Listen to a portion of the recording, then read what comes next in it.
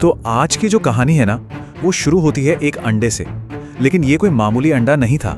सोचिए, एक ऐसा अंडा जिसमें पूरी दुनिया को बदलने की ताकत हो। कभी सोचा है कि क्या होता है जब कोई किसी किंवदंती को, मतलब एक जीती जागती कहानी को बस यूं ही ठुकरा देता है? अगर कोई हजारों साल पुरानी किसी चीज को एक मामूली पत्थर समझकर फेंक दे तो? बस आज की हमारी पूरी कहानी इसी एक सवाल के आसपास घूमती है। तो चलिए सीधे चलते हैं कोणार्क के समुद्र तट पर। कहानी की शुरुआत एक सुबह से होती है, जो बाहर से तो बिल्कुल आम लग रही थी, पर उसे एक असाधारण मोड़ लेने में सच कहूं तो ज्यादा वक्त नहीं लगा। वो सुबह ना थोड़ी अलग ही थी। मतलब समुंदर जोर जोर से गरज रहा था, आसमान पूरा बादलों से ढका हुआ था और हवा में वो जो नमक वाली महक होती है ना, सब कुछ मिलके एक अजीब सा माहौल बना रहा था। एक बेचैनी सी थी फिजा में। और इसी अजीब से माहौल के बीच एंट्री होती है हमारे हीरो की। अर्जुन मिश्रा 8वीं क्लास में पढ़ता है, चश्मा लगाता है, मतलब एक आम सा लड़का। पर उसकी एक आदत थी, एक शौक था। वो था समंदर किनारे घूमना और अपनी पुरानी डायरी के लिए अजीब अजीब चीजें इकट्ठा करना। तो उस दिन भी वो अपने इसी काम में लगा हुआ था। अचानक समंदर की लहरें उसके पैरों के पास एक चीज छोड़ जाती हैं। पहली नजर में तो लगा कि कोई काला सा पत्थर है, पर जब उसने ध्यान से देखा तो उस पर लाल रंग की घुमावदार लकीरें थीं, जो बिल्कुल भी कुदरती नहीं लग रही थी। और सबसे हैरत की बात तो ये थी कि वो पत्थर छूने पर गर्म था, मतलब बहुत ज्यादा गर्म। अब अर्जुन ने उसे उठाया, थोड़ा सोचा और फिर उसे यही लगा कि अरे ये तो किसी टूरिस्ट का फेंका हुआ कोई शोपीस होगा। बस यही सोचकर उसने उसे फेंक देने का मन बना लिया। उसे क्या पता था कि उसका ये छोटा सा फैसला पूरी कहानी बदलने वाला है। और बस यहीं से कहानी में एक ऐसा मोड़ आता है जहां फिजिक्स के, हकीकत के सारे नियम एक एक करके टूटने लगते हैं। अर्जुन ने उसे हटाने के लिए जैसे ही लात मारी ना, वो चीज नीचे नहीं गिरी, नहीं, वो हवा में ही तैरने लगी। बिल्कुल हवा में ही ठहर गई, मानो जैसे ग्रेविटी का उस पर कोई असर ही ना हो रहा हो। एक पल के लिए तो जैसे सब कुछ रुक सा गया। अब ये सब देखकर अर्जुन को अपनी आंखों पर यकीन ही नहीं हुआ। उसे लगा, क्या ये हवा में तैर रहा है?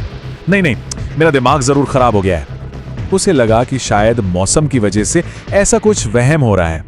और जानते हैं उसने क्या किया? वो उस तैरते हुए रहस्य को वहीं छोड़कर आगे बढ़ गया। अब सीन बदलता है। हम आ गए हैं उसी दिन की रात में। वो रहस्य जिसे अर्जुन ने सिर्फ एक वहम समझकर पीछे छोड़ दिया था, वो अब एक हकीकत बनकर जागने वाला था। तो देखिए अब क्या होता है। जैसे जैसे रात गहरी होती है, आसमान का रंग एकदम सुर्ख लाल हो जाता है। समंदर में अजीब सी बिजलियां कड़कने लगती हैं। और ठीक आधी रात को वो अंडा जिसे अर्जुन ने फेंक दिया था, वो चटकना शुरू हो जाता है। और उसके अंदर से पानी, हवा और आग, तीनों शक्तियां एक साथ एक बवंडर की तरह बाहर निकलती हैं। और इन तीनों शक्तियों के मिलन से जन्म होता है एक छोटे से परछाई जैसे जीव का। उसका पूरा शरीर नीले और लाल रंग की रोशनी से चमक रहा था। उसके माथे पर 3 आंखों जैसे डिजाइन थे और उसके पंखों से आग की हल्की हल्की लपटें निकल रही थी।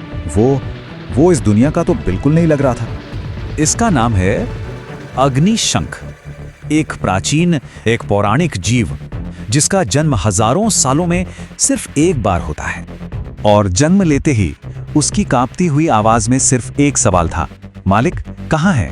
क्योंकि उसकी किस्मत हमेशा के लिए उस इंसान से जुड़ चुकी थी जिसने उसे सबसे पहले छुआ था, और वो इंसान अर्जुन था। तो अब कहानी उस मोड़ पर आ जाती है जहां किस्मत उस पौराणिक जीव और उसे ठुकरा देने वाले लड़के अर्जुन को आमने सामने लाने वाली थी। वक्त आधी रात का। अर्जुन अपने कमरे में चैन से सो रहा है कि तभी अचानक उसकी खिड़की पर वही लाल नीली रोशनी चमकने लगती है। मतलब जादुई दुनिया अब उसकी आम सी दुनिया में दस्तक दे चुकी थी। और फिर वो दोनों आमने सामने थे।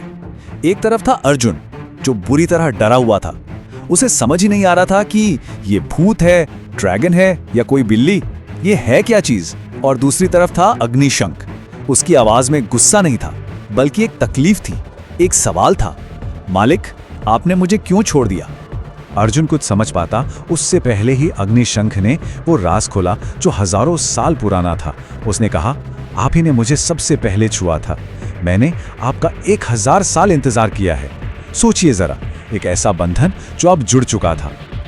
पर उनका ये मिलना ज्यादा देर टिकने वाला नहीं था, क्योंकि एक बहुत बड़ा और अनजाना खतरा अब उनके दरवाजे पर दस्तक दे रहा था। अचानक बाहर से चीखने चिल्लाने की आवाजें आने लगती हैं। कोई चिल्ला रहा था, वो यही है, पौराणिक जीव का पुनर्जन्म हो चुका है।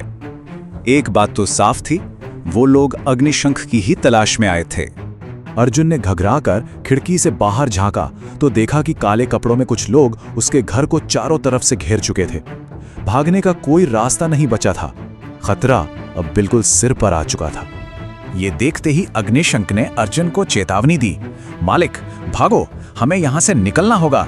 अगर उन्होंने मुझे पकड़ लिया तो इस दुनिया पर बहुत बड़ी आपदा आ जाएगी।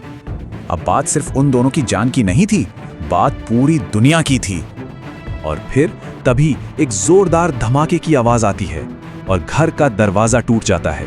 शिकारी अंदर घुस रहे थे। कहानी अपने सबसे ज्यादा तनाव वाले पल पर आकर रुक गई है। और इसी शोर और अफरा तफरी के बीच अग्निशंख की कांपती हुई आवाज गूंजती है। वो एक आखिरी सवाल पूछता है, एक ऐसा सवाल जो सिर्फ अर्जुन के लिए नहीं है। बताइए, क्या हम बच पाएंगे मालिक?